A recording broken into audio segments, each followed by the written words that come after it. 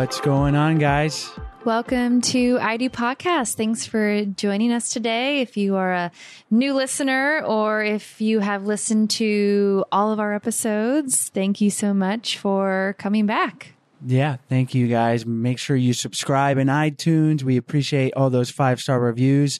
And we are just hammering out interviews. I think this week we just finished our 10th. Sarah's traveling a little bit with our daughter. She's going to go visit family in Florida. So we had to get some recorded, and it's been really fun getting a ton of information all in a week, and we've been sharing it with you guys, and today is just another great episode where we welcome Dr. Sarah Murray, and Sarah has a doctorate in human sexuality. She is a sex researcher and relationship therapist with an expertise in challenging norms and assumptions about men and women's sexual desires. Yeah, and today we talk about the interesting topic of the sexual science of cuddling. Yeah, so cuddling sounds fun, huh? It was a fun interview. Yeah, it was super fun and interesting, and we all cuddle at some point or another, but there's some interesting research where some major names in the field, some suggest don't cuddle or keep it to a minimum in order to keep the eroticism there. If you're always touching each other, you might not, it gets kind of dull. And then others are like, no, it's super important. So Sarah breaks it down, talks about the disparity between those two opinions, and gives us some direction. So Sarah and I can just figure out, how do we cuddle? We talk about cuddling positions and who's the big spoon, who's the little spoon. No, we don't. Just kidding. We don't do that. That would be a funny podcast, maybe. It would be. The science, the physical science of cuddling, and we'll talk angles and all that. No, you guys just cuddle however you want. But there is some interesting research on the amount to cuddle, when to cuddle, cuddling after sex, cuddling before sex, the difference between men and women and how they are responsive towards sex, like getting in the mood and understanding those differences. It's all really important stuff that's going to help your relationship. So we appreciate you guys listening. Enjoy today's show for these great tips. And remember to subscribe, tell your friends. Thank you. Yeah. And hopefully you guys can get some cuddling on this weekend. Yeah. Enjoy the show. Today's show is brought to you by our Hood River Couples Retreat. Join us in Hood River, Oregon this summer, July 28th through August 2nd. The retreat is built to be the ultimate vacation for couples looking to have fun, try new things, and build a stronger relationship in paradise. We'll be doing activities like waterfall hikes, rafting, wine tastings, and so much more. For more information, visit our website at idopodcast.com/hoodriver.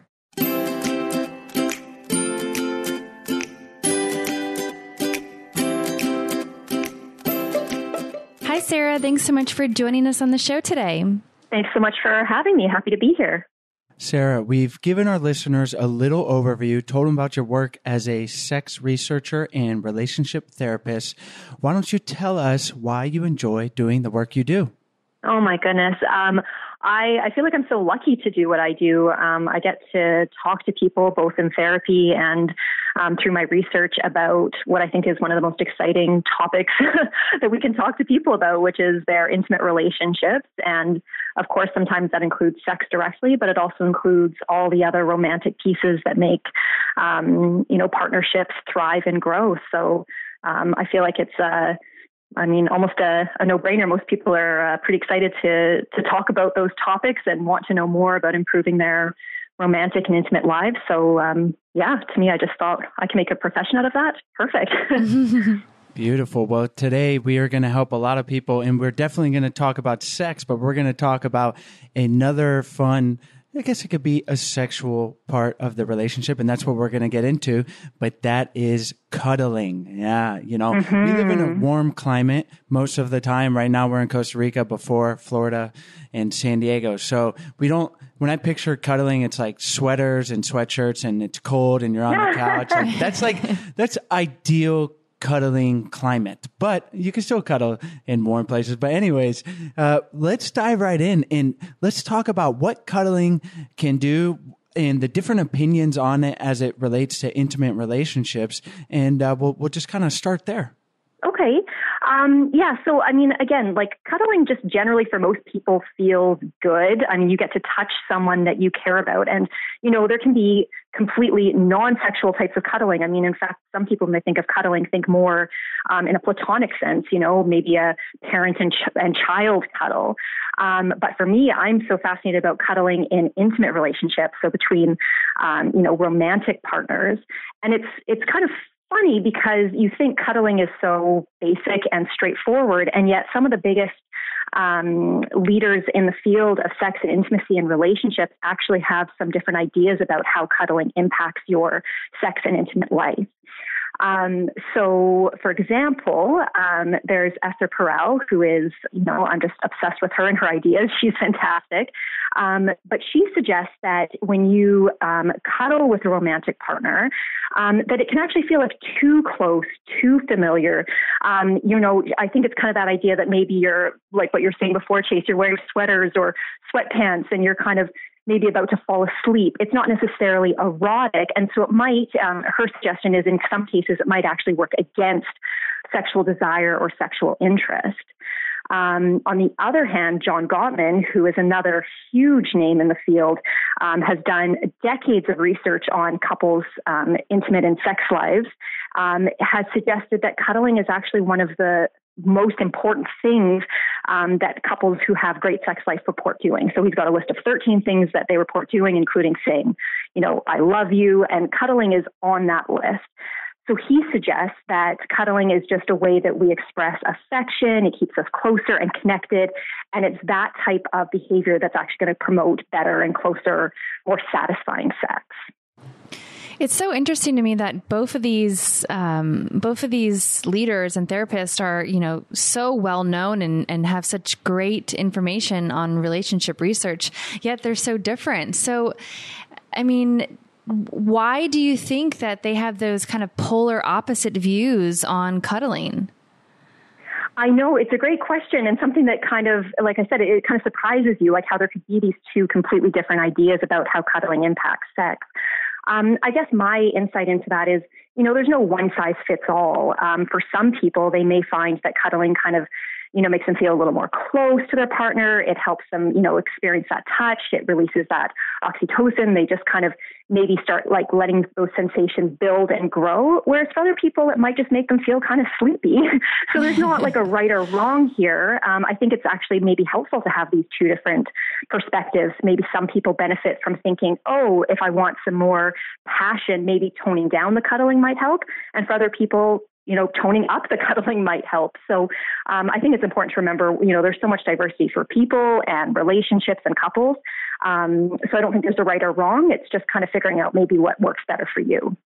Yeah, there's definitely not a one size fits all. And yeah, it's like when you are away from your partner, maybe you take a week work trip and you come back, like you're probably going to feel a little bit more desire, a little bit more erotic with your partner because you haven't had them. So to me, that's more of like Esther Perel's, like, yeah, just if you're all over each other all the time, it might be harder to get that, but it doesn't necessarily mean it's wrong. So I think, like you said, no one size fits all. And it's probably good to experiment. Like if you never touch your partner, it could feel a little cold and you could not feel love. So go a little bit one way, go a little bit the other and see how it feels. I couldn't agree more. And I think that's one of the really fun things about being in a longer term relationship is you get time to experiment, you know, see if you're looking to kind of play around with this, you know, see what it feels like. Go a week with saying, you know what, let's not hug, let's not cuddle, let's just kind of see what happens. Do we want to, you know, jump each other at the end of that week, or do we actually feel kind of disconnected and adjust accordingly? It seems like such a simple, almost silly thing. Like we're sitting here talking about cuddling, but you can apply this to a lot of areas of the relationship, and it can be pretty profound. And like you mentioned, like try it and try the variations of this. Think about these little things in the relationship. It could be something else. Try being proactive and doing chores for your wife, and that'll probably lead to a happier relationship. And it's a little seemingly insignificant thing, but those are the things that add up. And so this is not a podcast about cuddling so much as a podcast about doing, finding these little things and centered around sex from the sexual orientation. It's like, if you do more chores for your wife, she's probably going to have a little bit more desire for you in the bedroom.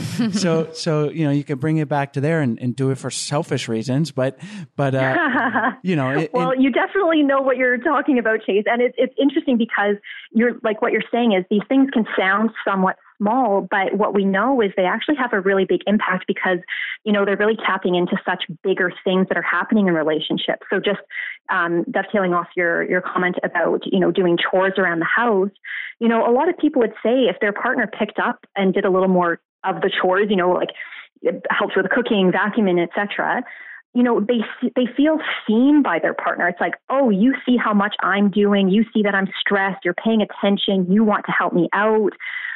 You want to make my life easier. I mean, those things are so much bigger than the 10 minutes it took to vacuum or whatever, depending on how many rugs you have in your house. But, it's so much bigger than the act of vacuuming. It's kind of what it shows about you paying attention, caring, the effort that you're doing to maintain that relationship. Exactly. Yeah. And the little things are important. And going back to cuddling, you made an interesting point in an article that you wrote, is that oftentimes it can become a problem when one partner, probably usually the male, but I don't want to stereotype, but at least in our relationship, sometimes if there's too much cuddling, we or she, a guy or a girl, maybe usually a guy, but can think that has to always lead to sex, and it doesn't, and that can create some conflict. Can you talk a little bit about that? Absolutely. So, what we've been talking about so far is whether cuddling leads to more satisfying sex or more passionate sex or not. What I was talking about in that part of this article was, there's some times where cuddling might lead to sex. So you cuddle and then you feel a little closer and maybe start kissing and then maybe start fooling around and then you have intercourse. Lovely. Except that we also want to make sure that sometimes we're cuddling and that's all that's happening. And the reason for that is that, you said that maybe stereotypically it might be the man who starts initiating sex, and, that is painting with a broad stroke, but chances are that could be the dynamic. So the problem is if, say, he wants sex and so starts cuddling and then starts moving to kissing and fooling around, etc., but say the woman isn't in the mood for sex, she may want to avoid, quote unquote, leading him on, which occurs still in, committed relationships. I don't want you to feel like this is going to sex. You might be more disappointed if I say no a little later on. I should probably just nip it in the bud now. Then you might say, no, I don't even want to cuddle with you. I don't even want to touch because I don't want you to think that this is going to sex. And so what's so unfortunate about that is that, again, I'm just going to use this male-female dynamic that we've been talking about. So the woman in that situation may still really want to cuddle. She might want to hold hands. She might want to sit close on the couch and watch a movie. She just doesn't want to have sex, but she says no because she doesn't want to give him the wrong idea, and is trying to kind of do him a favor, say, or just kind of, like I said, nip it in the bud. And so the couple loses out on that chance to promote that intimacy, to have those close moments. And so we want to, what that comes down to is it's fine for cuddling to lead to sex. It's just, we also want to bolster up our sex life by promoting intimacy all around. So sometimes that means touching with no sexual agenda whatsoever. A lot of this, to me, also sounds like the importance of setting expectations, because if you're communicating around this issue, and like I said, I mean, this has been something, not a major issue, but Sarah and I have definitely talked about that. I might be going in like with, okay, like one thing's going to lead to another, and sometimes it will, but sometimes it won't. And I have a tendency, and I imagine other people in the same situation, to feel rejected. And I'm like, well, what's wrong? Like, and Sarah or your partner just might be tired, or they had a long day. And so maybe setting expectations and like literally having a conversation like, hey, I really want to cuddle with you on the couch, but I'm tired. So maybe let's, and then put it on the calendar, so to say, like say, hey, tomorrow morning or tomorrow, whenever. But then it's like, those expectations are set ahead of time, and you don't have to shut down your partner. But I think is that something that could be valuable? Absolutely. And I mean, you're touching on the importance of communication. When I was just speaking before, what I've seen, unfortunately, with, some couples in therapy who are struggling with the intimate parts of their life is, they'll be like, oh, I just tried to hold her hand. I just tried to cuddle on the couch, and she turned me down. She won't even let me touch her anymore. And it's because of that dynamic I just described. She'll explain, well, every time he touches me, he just wants it to be sex. So I'm saying no to sex, not the touching. As soon as you start talking about this, saying this is what I'm in the mood for, this is what I'm not in the mood for, today's been a long day, I would love to just sit and hold hands or, sit close and cuddle and watch a movie tonight. I don't feel like sex, but sex is an important part of satisfying, relationships. So, maybe this weekend after we kind of get through this tough week would be a better time. So it's all about just being open and honest, making sure that we're prioritizing both pieces and getting on the same page as our partner so they know what we're saying yes and no to, instead of having someone being, misunderstanding what's happening or feeling rejected when the other person, like you said, maybe is just tired or, would be happy holding your hand, just doesn't want to go any further than that. And in the article, you talk a little bit about how women's sexual desires are often responsive in nature and how that can kind of affect the dynamic between a male and a female. Do you mind going over a little bit about like what a responsive sexual desire is for our listeners so they can kind of understand? Maybe that'll help them understand a little bit more about their sex drive. Absolutely. So again, whenever we talk about men and women, I mean, we want to avoid painting with too broad of a stroke, but I'll just speak in kind of, in more general terms here. More often, men describe having more of a spontaneous sexual interest. So they can just kind of be driving in the car and all of a sudden a song comes on and they might just they report that they're just suddenly thinking about sex or they're in the mood. Or if they're, some men that I've interviewed will describe if their female partner just kind of reaches over and touches them, suddenly they'll find themselves kind of like interested or at least open to the idea of sex. Of course, that doesn't apply to all men in all situations by any stretch, but generally speaking, men will kind of describe their sexual desire a little more in that camp. Women, on the other hand, are found to, on average, have sexual desire that's a little more responsive in nature. So they don't necessarily describe having sudden interest in sex, or if their male partner comes over and kind of, starts unbuttoning their shirt while they're cooking, that they just are like overcome with lust. Instead, they'll say, where is that coming from? What's going on here? It's not that I'm not interested in sex, but I need a little more time to kind of let my body and my mind warm up to that idea. So, they might not feel desire the second their partner initiates sex or suggests it. But again, this is where the cuddling and touch comes in. If you kind of are open to maybe a kiss, holding hands, lying on the couch together, some women report that it gives them a chance to kind of transition out of whatever headspace they were in before, whether that's taking care of kids, working, running around doing errands. And it lets them kind of, shift into more of a romantic headspace, and it lets that desire kind of slowly build. Again, it's not a mathematical equation, but women more often than not will describe that, those kind of activities just let their desire build. It's not spontaneous. That's where it comes in as more responsive in nature. Before we continue with the interview, we want to tell you about today's sponsors.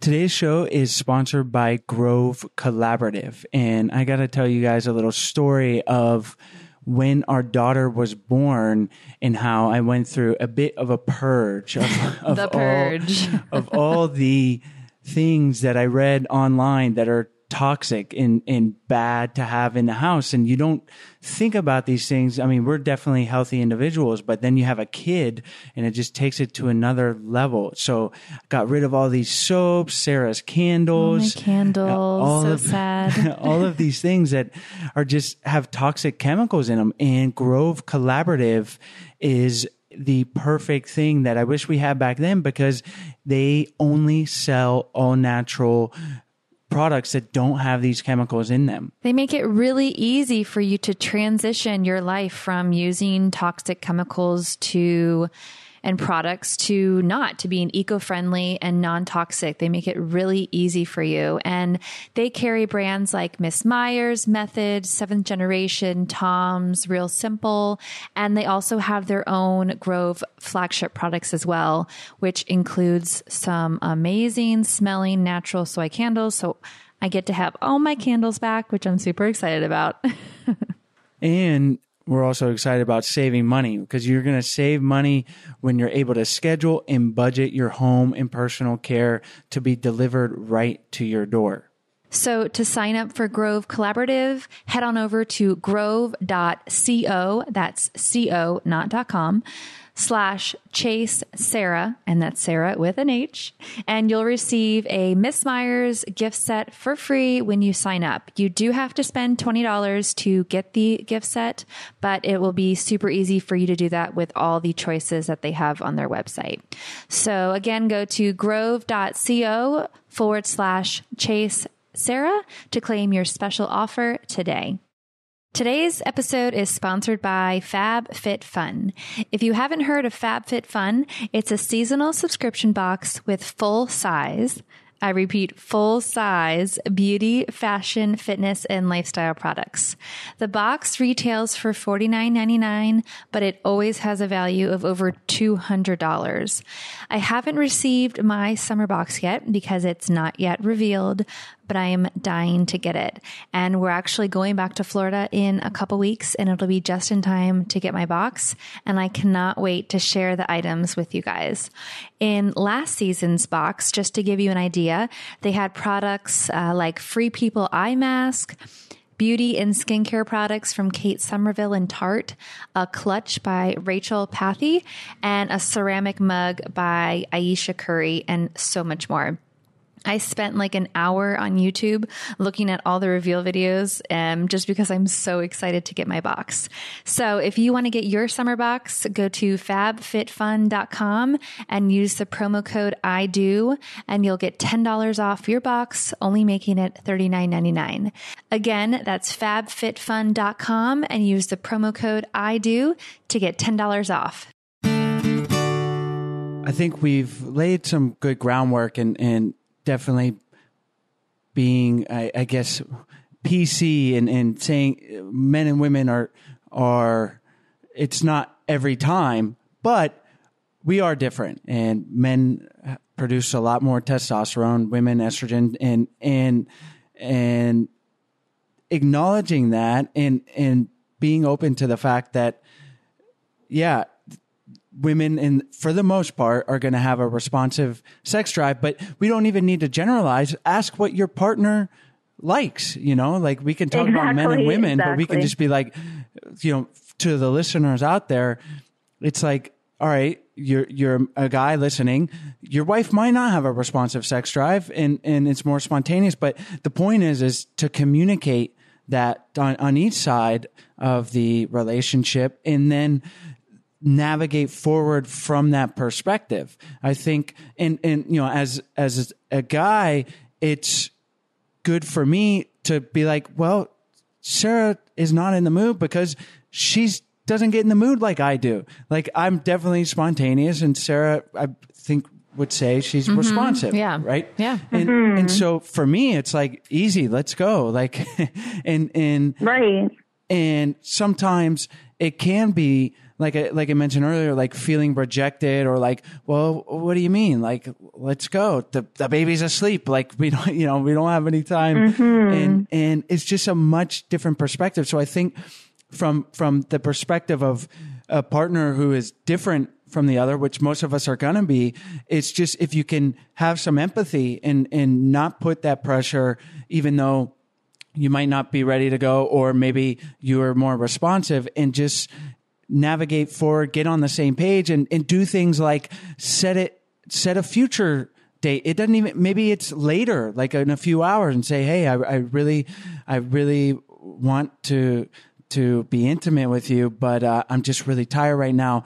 How about tomorrow morning? And then it's like, a vacation. You look forward to the vacation, and that gets you through the work days, right? So you put that on the calendar. Absolutely. And now you're going to have like this building desire, and it can even be like a thing that increases the eroticism in your relationship.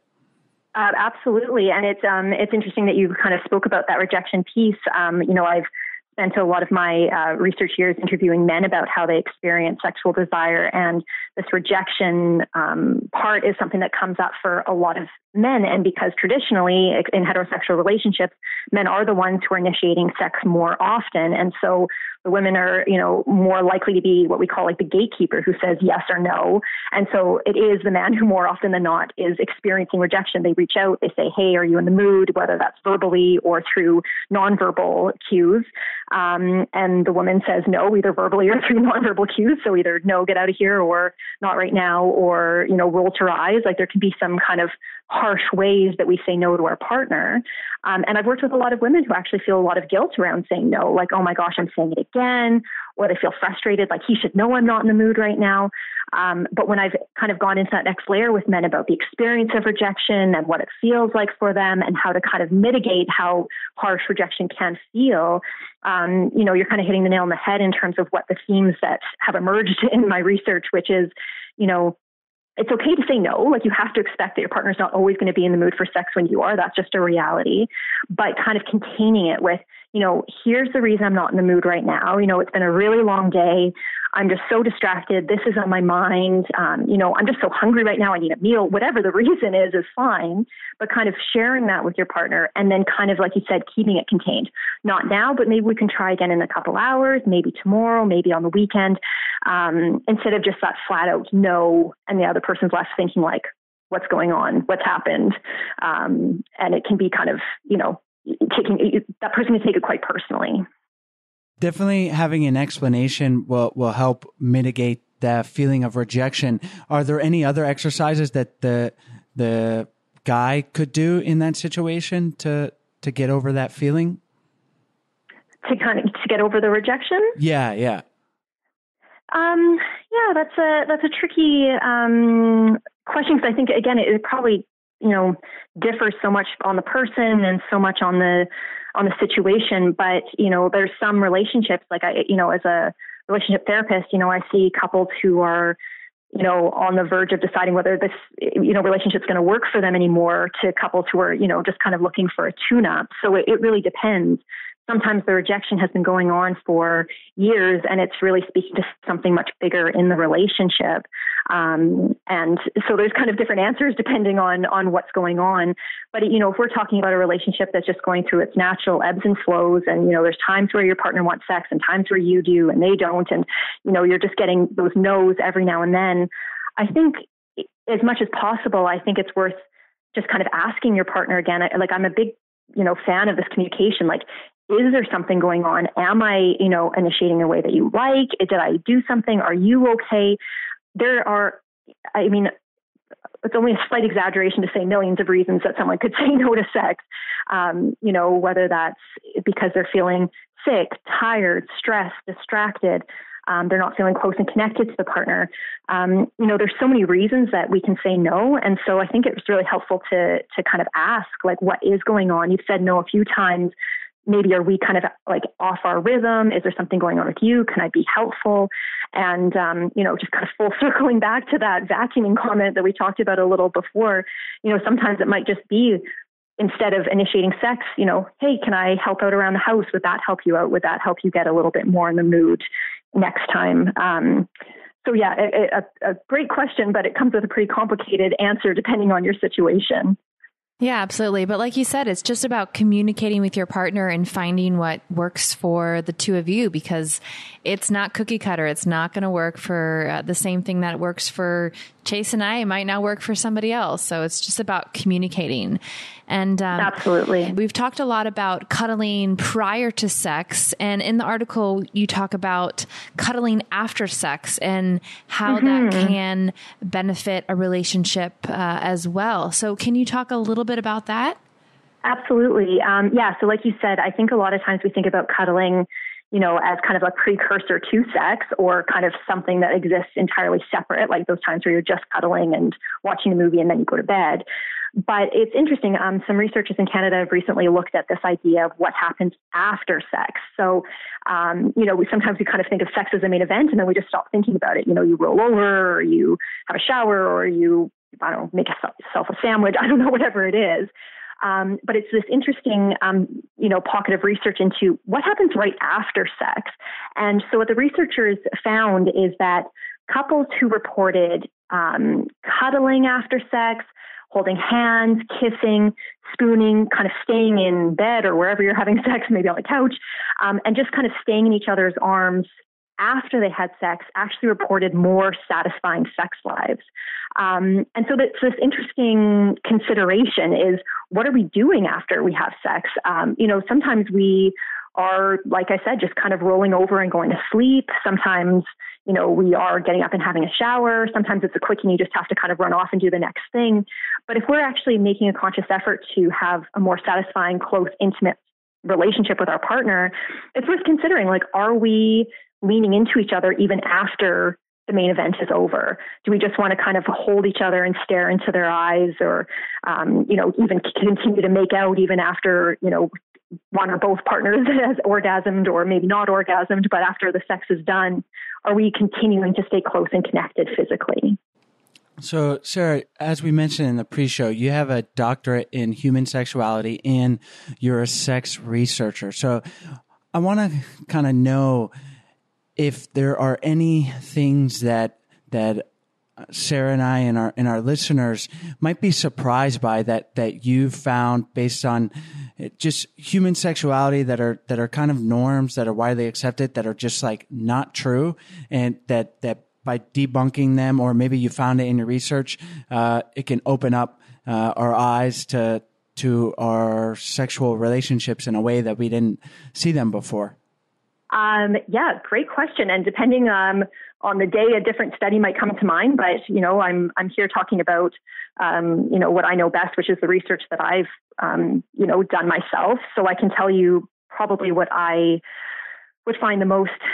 I'm not sure. It's hard for me to say surprising because I'm so in it now. To me, I'm just like, yes, this is just the way it is. But for your listeners, they may benefit, I think, from knowing this other side of men and sex. So I've been researching a lot about men's experience of sexual desire, particularly in long-term relationships. And even though we talked about before, there are more likely men's desire spontaneous, sure. More likely are men initiating sex, yes.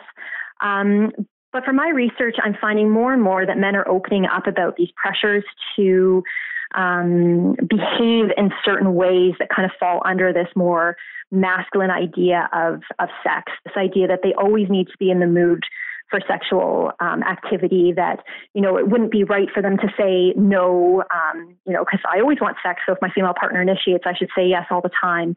And what I'm finding more and more is men are opening up about these times where it's like, well, I don't always want sex. And actually, if I'm not feeling emotionally connected to my female partner, it doesn't matter if she initiates sex. Like, I don't really want to have sex with her because it is about that closeness and connection. And so what I'm finding is just really interesting, these nuances about men's descriptions of, it's not anytime, anywhere necessarily. It's just a lot more complex than that, and kind of having space to talk about what that looks like. That's interesting. And we're definitely complex creatures. And I wonder, I know is it an ongoing research that you're doing? It is, yeah. Yes. I've got a study going on right now. Yeah. I wonder how much, and I'm sure you're asking, but like we've had a past guest on and we were talking about men's lack of desire and part of that attribution. And again, there's a wide variety, but being pornography and the ease of access to it and masturbation. So if a guy is watching porn and then pleasing himself all the time, then probably not going to have the sexual desire as much. So I imagine that could be coming into this, but that's your job. You're the researcher here.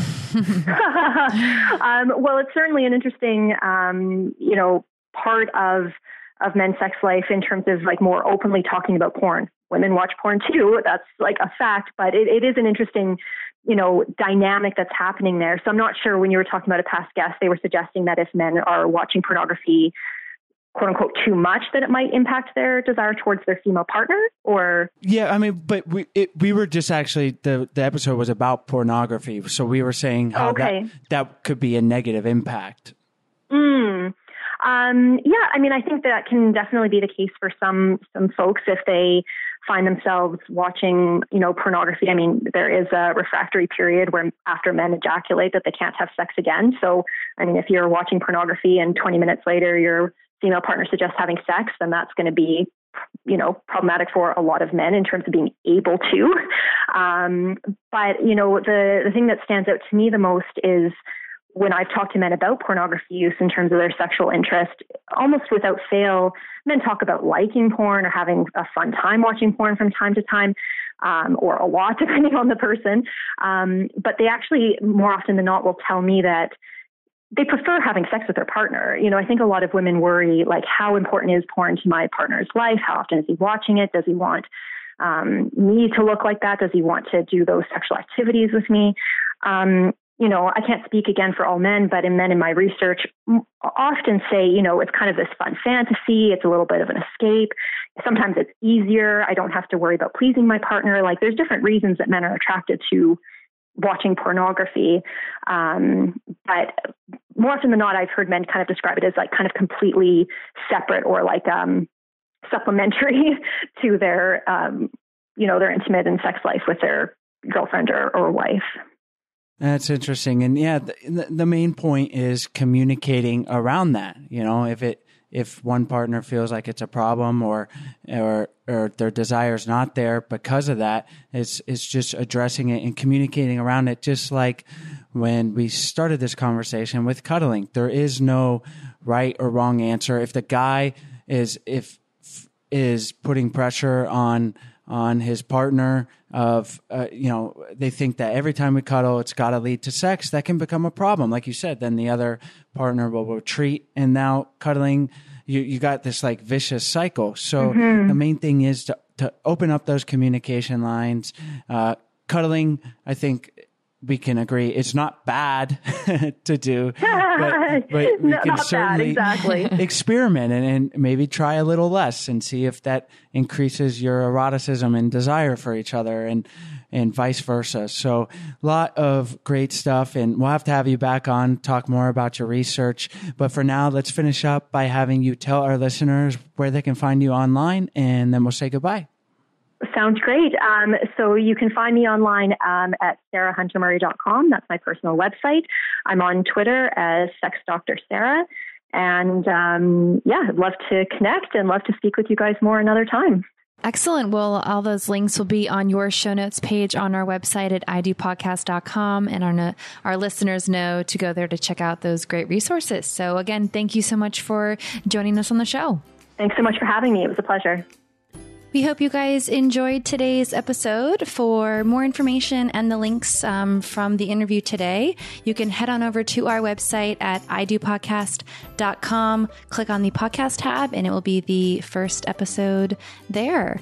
And while you're on our website, if you are interested in learning more information about our upcoming Hood River Couples Retreat, then click on the retreat tab and you'll be able to find all the information on the retreat. It's going to be at the end of July this summer, and we look forward to it with you guys. It's going to be an awesome couple days in Hood River. It's amazing there, so we hope you join us. And if you are on our website and you're looking for some resources or some tools for your relationship, we really encourage you to check out our 14-day Happy Couple Challenge. It's a free challenge where we send you a daily email for 14 days. And in each email is a doable challenge for that day to do within your relationship. And it's going to help you become stronger, more connected, more intimate, and we know that you're going to enjoy it. We've had some great feedback from all you guys who have done it, and we're so happy that it has helped you in your relationship. So again, all that information is on our website at idopodcast.com. Head on over there, and thanks so much for listening. Have a great day.